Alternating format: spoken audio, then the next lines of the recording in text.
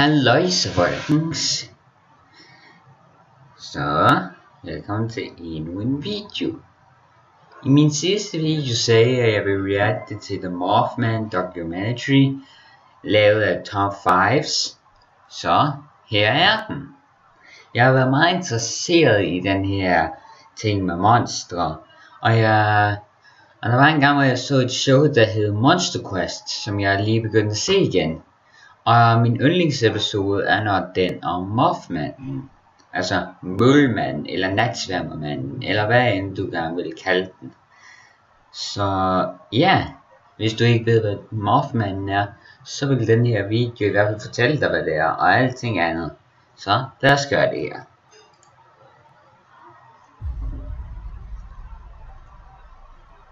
Now improvised search parties are attempting to find it.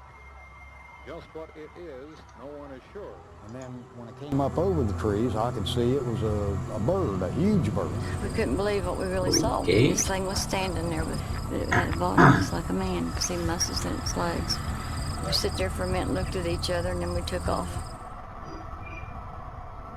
It's been almost 50 years since the first sighting of the so-called Mothman. But what was it? Just an urban legend, or is there really some truth in the bizarre encounters with this bird-like creature? Hey, The first recorded sighting of it was on November the 12th, 1966, when 5 grave diggers working near Point Pleasant, West Virginia, a small town with a very tight-knit community, claimed to have seen a man-like figure with huge bat wings fly down from nearby trees, straight over their heads. Then, just a few days later, on November the 15th, Roger Scarberry, his wife, and 3 other people ran terrified into the Mason County Courthouse and reported that they had witnessed a 7-foot creature with glowing red eyes and huge wings. At first they thought the red eyes were car lights, but when they realized it was in fact a creature, they sped off very quickly, with everyone in the car later reporting that the creature followed them closely but flew off into the night sky as they approached the courthouse. Deputy Millard Halstead, who had been on duty the night of the incident, said he was convinced the people were not lying. Everyone knew everyone in the community, and he knew the people had never been in any trouble before. okay. All 5 of them gave exactly the same account of what they had seen, even though they were interviewed in separate rooms, and the deputy said the terror in their eyes was very real, and that he was convinced they were not lying and did see something that followed them. The incident was taken so seriously that the deputy went with Scarberry back to the site near the McClinton Wildlife Management area where the creature had first been spotted, and although nothing was found, it wasn't long before this sighting and the gravediggers sighting got around and frightened the locals. In fear that this creature was roaming nearby, the townspeople took up arms and started combing the area to try and track down and kill it, but their efforts were futile and nothing was found. Not long after, Marcella Bennett, who was completely unaware of the sightings, was visiting a friend who lived close to the wildlife area. As she left the house to walk to her car, she was confronted by a large grey, human-like creature that had giant wings and glowing red eyes. Marcella was so terrified she said she dropped her infant daughter and then fell on top of her to protect her from whatever this thing was. Marcella stayed like this for several minutes and was paralyzed with fear. She said she then stared into the glowing red eyes of the Mothman and was eventually able to get up and run back to the house with her daughter, where the police were quickly called. Her friends also witnessed this creature as it reportedly walked up to the porch of the house trying to peer in, but disappeared as police approached. Throughout the year, many more locals came forward with similar sightings, some saying that they had kept quiet about their encounter for fear they would not be believed. To the locals and everyone else, it was becoming clear that the Mothman was not a figment of imagination, but could in fact be real. All the witnesses described the exact same creature, with its dark human-like face, glowing red eyes, a huge wingspan, and also the strange way it took off. There was no flapping of wings, just a vertical takeoff from the ground as if it was jumping into the sky. There have of course been many theories on what the creature could have been, ranging from an alien to a mutant sandhill crane. John Keel, who was a famous journalist, ufologist, and author of the Mothman prophecies, even said that he thought a few reports could have just been flying owls.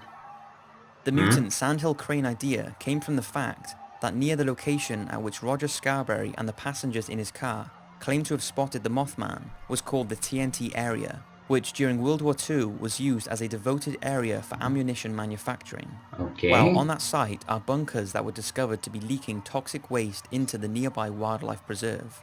Now, many people think the Mothman could have been a mutated sandhill crane or other similar animal.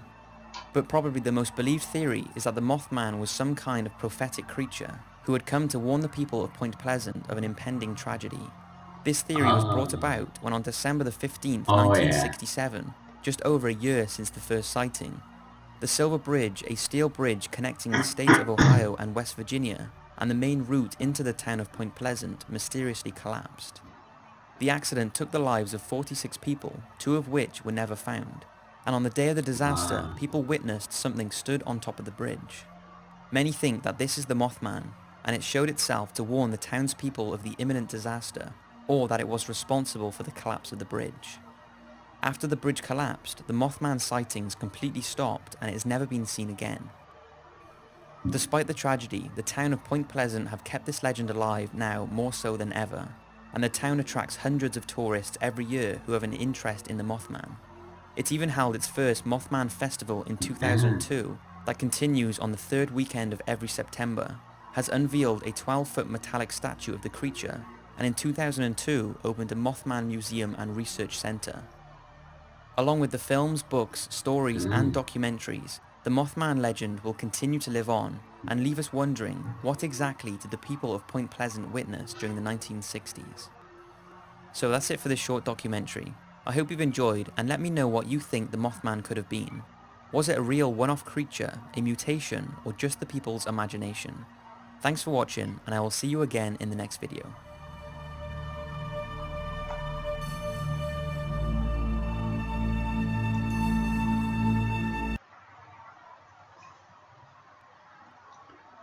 Okay, det var en lille smule creepy. Men en ting, som jeg ikke sagde i den sidste video, var, at jeg også skal se Slender, the documentary. Så lad os gøre det. Okay, her har vi videoen, så lad os gøre det. Boom. Have you ever walked the woods alone at night?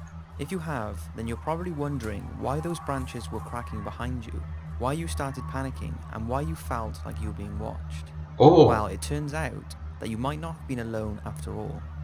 Fueled by the endless creepy stories on the internet and people's encounters with him, the Slender Man has become one of the most well-known and terrifying mythical creatures out there. Officially, he is defined as a tall, thin, mythical creature that is often seen wearing a black suit. He has a blank face with no features, no eyes, no nose, no mouth, no hair, and no ears. He has the ability to stretch his arms to over twice their length, but can also shorten them when required, and it's been reported that he has tentacles protruding from his back, which he can use to snare victims from all angles. His figure has been seen lurking behind children, and is often caught on camera by those unaware of his presence. And although there seems to be no exact location, as he's been spotted all over the world, he seems to most frequent woodland areas, blending into the background of trees with his stick-like features, stalking his victims before abducting them. It's unknown if he kills or just kidnaps them, then takes them to an undisclosed location or dimension, as most victims are never seen again. It's thought that anyone who is lucky enough to escape the Slender Man will never get over the sight of him. They will be traumatized and left dealing with the psychological damage for the rest of their lives. Despite his recent exposure in the last years, Slender Man is nothing new. The earliest known reference to him dates back to 9000 BC, when he was featured in cave paintings in the northeast of Brazil. Wow. They show a strange, elongated character leading a child by the hand. Later depictions of him were wood carvings by German woodcutter Hans Freckenberg. His carvings featured a multi-limbed character thought to be a representation of an evil fairy-type being who lived in the Black Forest that would kill or snare any children who strayed into the forest without their parents' permission.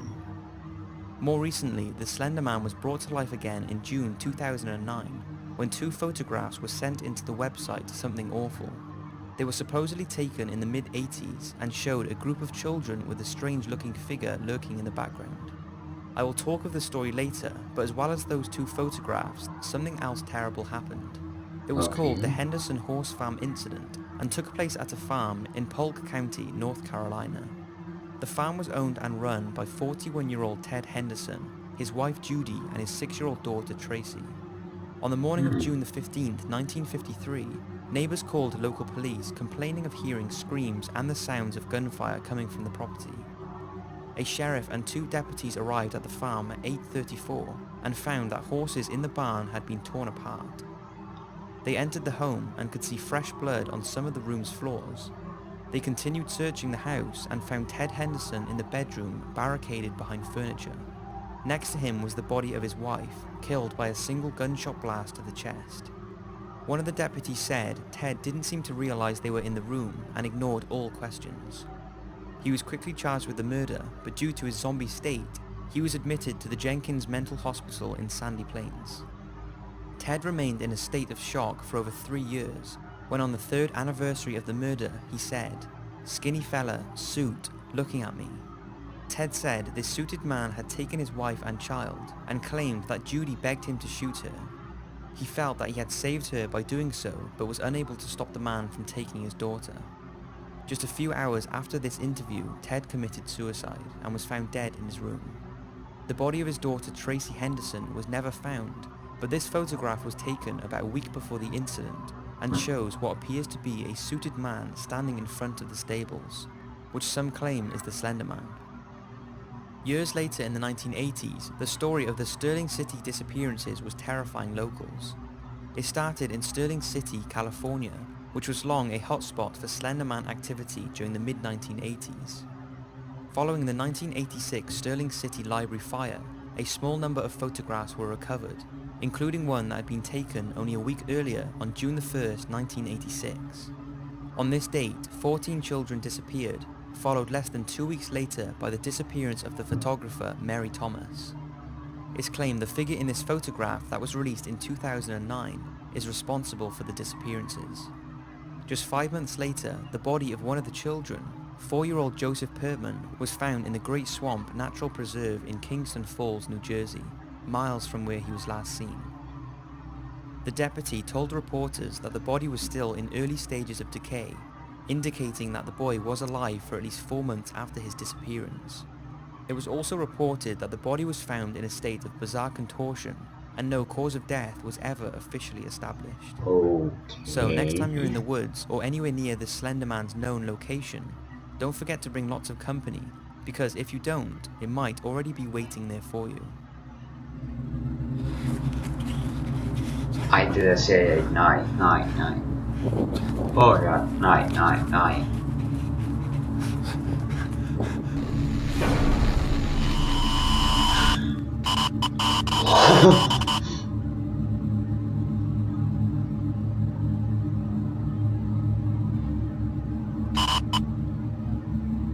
Stop det der.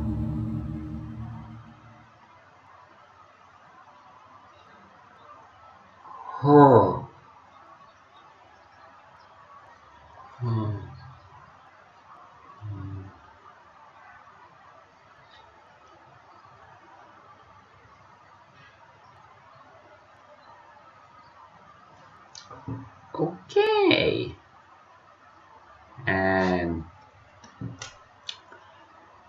Okay, det er i hvert fald lidt creepy.